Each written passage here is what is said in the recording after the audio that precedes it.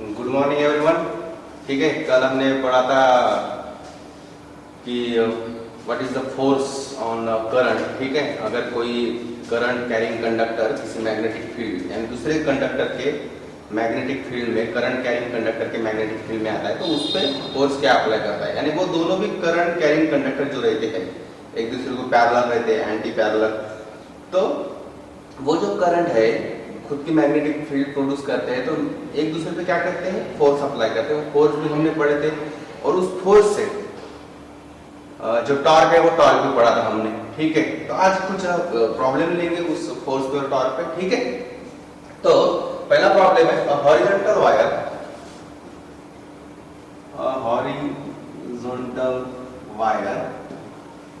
Horizontal wire 0.1 meter long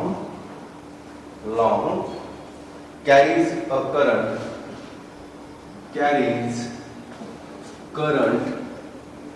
current of 5 ampere.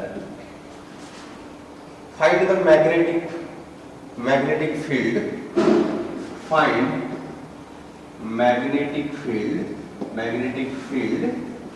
Magnetic shortcut लिखा मैंने, magnetic field which can, ये जो है स्टेटमेंट इस पे भी सब प्रॉब्लम है।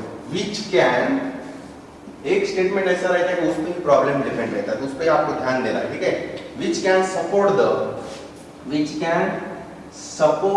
The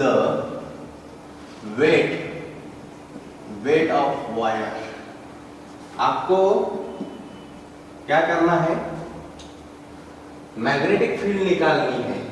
find magnetic field which can support the weight of wire. ठीक है, मास ऑफ वायर दी है, mass of wire per unit length दी है। पर यूनिट लेंथ के लिए कितना मास होगा इस वायर का, यूनिट लेंथ के लिए। ठीक है, mass of wire per unit length is equal to 3 into 10 to the power minus 3 kilogram per metre. इसके लिए इतना वेट। ठीक है, mass per unit length, not mass per unit length दिया है। ठीक है, अब प्रॉब्लम को पढ़ो। Horizontal wire 0.1 metre long carries current of 5 ampere. Find magnetic field which can, horizontal wire है जिसकी लेंथ है 0.1 मीटर लॉन्ग है, वो 5 एम्पीयर करंट उसमें से फ्लो हो रहा है। तो find magnetic field. Horizontal wire जिसकी लेंथ है 0.1 मीटर, उसमें से 5 एम्पीयर करंट फ्लो हो रहा है।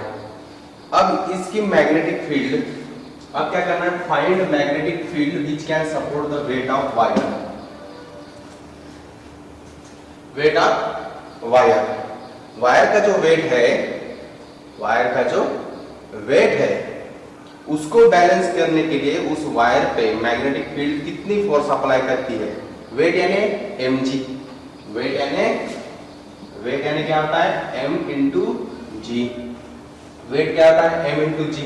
इस वेट को हमें बैलेंस करने के लिए कितनी मैग्नेटिक फील्ड चाहिए जो इस वेट के, सपोज अगर ये बॉडी नीचे गिर रही है, सपोज कंसीडर करो कि बॉडी नीचे गिर रही है तो इसका वेट अगर mg है, mg वेट से वो उसका वेट है तो वेट के नीचे कारण वो उसका वेट डाउनवर्ड डायरेक्शन में होगा। डेफिनेटली वेट हमेशा डाउनवर्ड डायरेक्शन में रहता है ड्यू टू ग्रेविटी। ठीक है, डाउनवर्ड डायरेक्शन में है तो इसको बैलेंस करने के लिए ऐसी मैग्नेटिक फील्ड आपको यूज करनी है।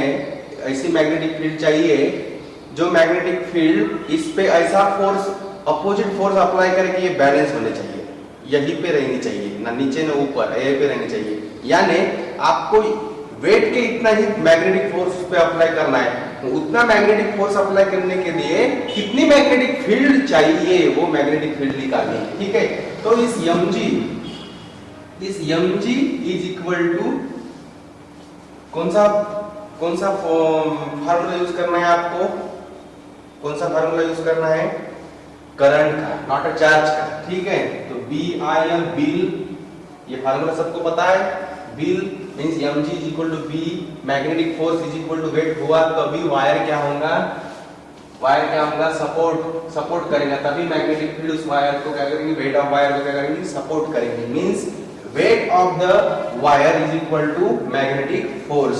अब क्या निकालना है, मैग्नेटिक फील्ड निकालनी है। इसीलिए बोल रहा हूं मैं कि यही स्टेटमेंट है, इसमें प्रॉब्लम है। Which can support the weight of wire. Wire के वेट को सपोर्ट करना है तो हमें equal and opposite magnetic force उस पर अप्लाई करना है, बराबर है। क्योंकि मैग्नेटिक फील्ड निकालने के लिए क्या है, इलेक्ट्रिक फील्ड निकालने के लिए क्या है क्या, नहीं, मैग्नेटिक फील्ड निकालनी है तो मैग्नेटिक फील्ड ऐसी निकालनी है आपकी कि जिसके कारण जो फोर्स अप्लाई हो रहा है, मैग्नेटिक फोर्स अप्लाई हो रहा है, वो mg वेट को क्या कर रहा है, बैलेंस कर रहा है, सपोर्ट कर रहा है। Means mg is equal to BIL। वैसे तो मैग्नेटिक फोर्स के बहुत सारे फार्मूले B, Q, V भी है, पर यहाँ पे करंट है तो करंट डिपेंडेंट फार्मूला यूज करना है आपको, करंट डिपेंडेंट फार्मूला यूज करना है, लेंथ डिपेंडेंट फार्मूला यूज करना है, लेंथ भी दी है वहां पे, ठीक है। तो magnetic induction, magnetic field is equal to क्या होगा, mg upon IL, mg upon IL। m यानी वेट ऑफ वायर, पर हमारे पास मास ऑफ वायर, m यानी mass of wire, mass of wire per unit length दिया है तो हमें क्या करना पड़ेगा, मास निकालना पड़ेगा। तो पहले मास निकालो, मास of wire, mass of wire क्या होगा, मास ऑफ वायर का फार्मूला, तो mg निकाल लो, पहले डायरेक्ट mg निकाल लो, ठीक है। देखो एक क्लीन करता हूं, ठीक है। अब इसी फार्मूले का यूज करके हम डायरेक्ट mg भी निकाल सकते हैं। देखो mg हमारे पास मास पर यूनिट लेंथ है, मास नहीं है, ठीक है। तो मास पर यूनिट लेंथ, मास पर यूनिट लेंथ है, इसको अगर मैंने यूनिट लेंथ से मल्टीप्लाई किया तो लेंथ क्या हो जाएगी, लेंथ का जो डायमेंशन है, देखो ये क्या है, kilogram per metre, for example ध्यान दें, किलोग्राम पर मीटर है इसका, यानी क्या है ये, मास पर यूनिट। अगर इसको मैं मीटर से मल्टीप्लाई करता हूं तो मीटर कैंसिल होगा, तो बाकी क्या रहेगा, किलोग्राम। किलोग्राम किसका यूनिट है, मास का। मींस इसको हमें क्या करना पड़ेगा, जो लेंथ है मीटर इससे इसको क्या करना पड़ेगा, मल्टीप्लाई करना पड़ेगा, तो आपको मास मिल जाएगा, ठीक है। तो mg मिल जाएंगे आपको, m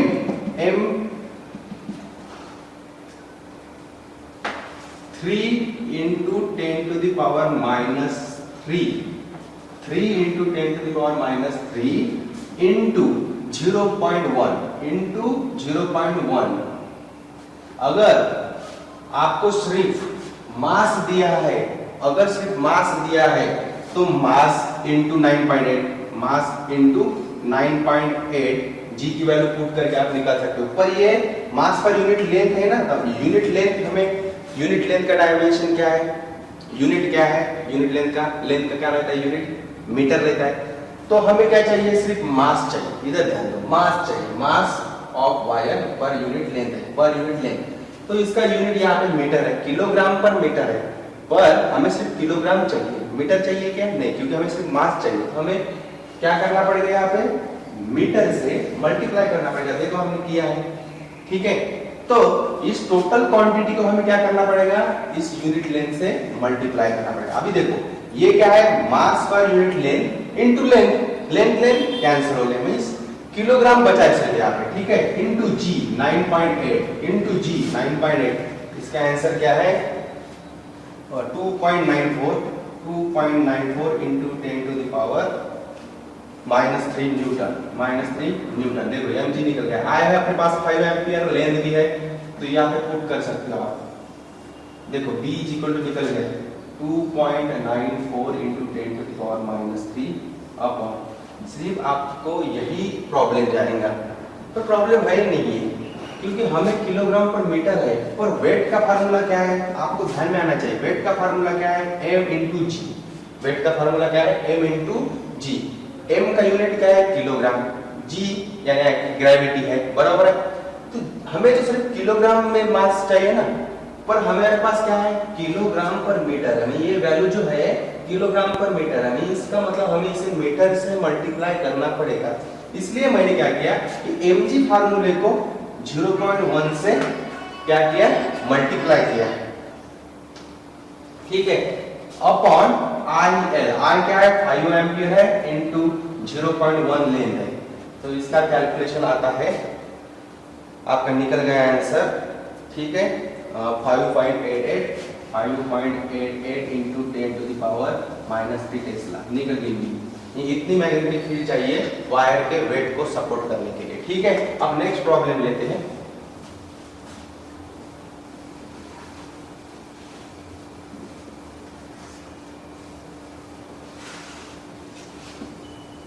नेक्स्ट प्रॉब्लम पे इसी लेवल के प्रॉब्लम आते हैं, ठीक है। दूसरा प्रॉब्लम है कैलकुलेट फोर्स पर यूनिट लेंथ। कैलकुलेट फोर्स पर यूनिट लेंथ। कैलकुलेट फोर्स पर unit length on a long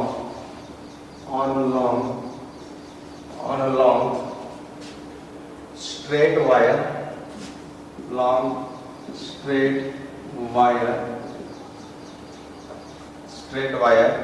Calculate force per unit length on a long straight wire carrying current. ये भी इंटरेस्टिंग प्रॉब्लम है। carrying current 4 ampere due to parallel wire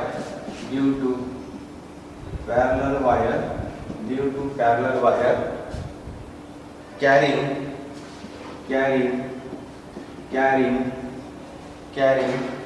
6 ampere current। Distance between wire, दोनों wire का distance है। Distance shortcut लिखता हूं मैं, distance between भी शॉर्टकट लिख रहा हूं। डिस्टेंस बिटवीन वायर, दो वायर के बीच का डिस्टेंस है 3 सेंटीमीटर, ठीक है। क्या निकालना है? कैलकुलेट ये कैलकुलेट फोर्स पर यूनिट लेंथ। अगर दो वायर रहते हैं, एक में कुछ तो भी करंट फ्लो हो रहा है, दूसरे वायर में कुछ तो भी करंट फ्लो हो रहा है। हमने फार्मूला देखा है फोर्स पर यूनिट लेंथ का, ठीक है। अगर दो कोई लॉन्ग स्ट्रेट वायर है, इन्फिनिटली लॉन्ग स्ट्रेट वायर है या लॉन्ग स्ट्रेट वायर है, अगर दो वायर है, एक में से करंट फ्लो हो रहा है, दूसरे में से करंट फ्लो हो रहा है, तो ये खुद की मैग्नेटिक फील्ड प्रोड्यूस करेंगे, ये करंट अपना मैग्नेटिक फील्ड प्रोड्यूस करेंगी। ये वायर में से करंट फ्लो हो रहा है, ये भी खुद की मैग्नेटिक फील्ड प्रोड्यूस करेंगे, और दोनों भी मैग्नेटिक फील्ड एक दूसरे पे क्या करेंगे? फोर्स अप्लाई करेंगे। तो वो फोर्स क्या रहता है, हमने पढ़ा है क्या है force. This is not a force, this is a force पर यूनिट लेंथ। हमने कल के लेक्चर में पढ़ा था, कल और परसों के लेक्चर में पढ़ा था हमने कि इट इज अ फोर्स पर unit length between two wires, कि किसी एक वायर दूसरे वायर के पर्टिकुलर यूनिट लेंथ पे कितना फोर्स अप्लाई करता है, मींस फोर्स पर यूनिट लेंथ वायर। और ये भी फार्मूला मैंने बताया आपको कि अगर फाइनाइट वायर रहते हैं तो हम लेंथ से मल्टीप्लाई करते हैं, DL1 DL2 से मल्टीप्लाई किया था ना कल के लेक्चर में, देखो आप, ठीक है। पर अगर लॉन्ग स्ट्रेट वायर रहता है तो हम लेंथ पर फोर्स पर यूनिट लेंथ निकालते हैं। फोर्स पर यूनिट लेंथ का फार्मूला मैंने बताया था आपको, क्या था? μ0/4 2I1 I2 upon A। A means distance between these two wire, this is a perpendicular distance between two wire। दो वायर एक दूसरे से कितने दूर है, ठीक है। एक दूसरे के मैग्नेटिक फील्ड में है, ये एक दूसरे पे फोर्स अप्लाई कर रहा है, तो वो फोर्स पर यूनिट लेंथ क्या है? अगर फाइनाइट है तो DL1 DL2 से मल्टीप्लाई करते हैं हम। अगर लॉन्ग स्ट्रेट वायर है तो ये इधर लेंथ आती है, मींस फोर्स पर यूनिट लेंथ का फार्मूला है μ0/4 2I1 I2 upon A। ये दो वायर कैसे देखो, कैलकुलेट फोर्स पर unit length on a long straight wire carrying current 4 ampere. 4 ampere current flow हो रहा है, इसमें से 4 एम्पियर करंट फ्लो हो रहा है इस वायर में से, देखो ये I1 है, ड्यू टू पैरेलल वायर, इसको ये पैरेलल वायर है, इसमें से करंट फ्लो हो रहा है 6 एम्पियर। ये जो करंट फ्लो हो रहा है इसके नजदीक जो पैरेलल वायर है 3 सेंटीमीटर डिस्टेंस पे, तो ये क्या कर रहा है, इस वायर पे फोर्स अप्लाई कर रहा है, बराबर है। इसमें से करंट फ्लो हो रहा है, इसकी खुद की मैग्नेटिक फील्ड है, ये मैग्नेटिक फील्ड, इसकी मैग्नेटिक फील्ड इस पे क्या कर रही है, फोर्स अप्लाई कर रही है। वो फोर्स आपको निकालना है कि 4 एम्पियर करंट कैरिंग कंडक्टर पे ये जो कंडक्टर है, ये जो वायर है जिसमें से करंट फ्लो हो रहा है, वो इस पे कितना फोर्स अप्लाई कर रहा है। इस पे, तो ये फार्मूला पता है सबको आपको, F is equal to mu not upon 4 pi की वैल्यू क्या होती है 10 टू द पावर -7, हमने पढ़ा है बहुत बार, ठीक है। I1 क्या है, I1 4 एम्पियर है इनटू 4, देखो ये 2 है यहाँ पे, 2 इनटू I1 4 है इनटू 6, I2 क्या है, I2 क्या है 6 एम्पियर है upon mu not upon 4 pi की वैल्यू 10 टू द पावर -7 है। ए क्या है, ए है 3 सेंटीमीटर पर, हमें क्या चाहिए एसआई यूनिट में चाहिए, मीटर में कन्वर्ट करो उसको, तो 0.03 मीटर होता है इसका आंसर, ये आंसर, ठीक है। तो ये जिसका टोटल जो आंसर है इसका 1.6, कैलकुलेट करो 10 टू द पावर -4 न्यूटन पर मीटर। क्यों, क्योंकि ये फोर्स पर यूनिट लेंथ है इसलिए न्यूटन पर मीटर निकालते हैं हम आंसर, ठीक है, नॉट जस्ट न्यूटन, न्यूटन पर मीटर। दो वायर है एक दूसरे के मैग्नेटिक फील्ड में है, ये इसकी भी मैग्नेटिक फील्ड है इसकी भी मैग्नेटिक फील्ड है, पर क्वेश्चन पूछा गया है कि जो 4 एम्पियर में से जो 4 एम्पियर वाला जो कंडक्टर है, 4 एम्पियर वाला जो कंडक्टर है उस पे साइड वाला कंडक्टर कितना फोर्स अप्लाई कर रहा है, उसकी मैग्नेटिक फील्ड, इसकी मैग्नेटिक फील्ड इस पे कितनी करंट फोर्स अप्लाई कर रही है, ये जो हमने निकाला है 1.6 × 10⁻⁴ न्यूटन पर मीटर। अगर क्वेश्चन ऐसा भी रहा कि ये इस पे कितना अप्लाई कर रहा है तो भी यही फार्मूला यूज करोगे आप, ये इस पे कितना अप्लाई कर रहा है, तो I1 I2 दोनों की वैल्यू तो है ही, बराबर है ना, यहाँ पे I1 की और I2 मींस इन दोनों के बीच में फोर्स कितना है पर यूनिट लेंथ, वो आपको निकालना है, ठीक है। इजी प्रॉब्लम है, ठीक है। अब कल क्या करेंगे हम, टॉर्क पे प्रॉब्लम लेंगे, टॉर्क पे, ठीक है, 2-3 प्रॉब्लम टॉर्क पे लेंगे, ठीक है। Thank you.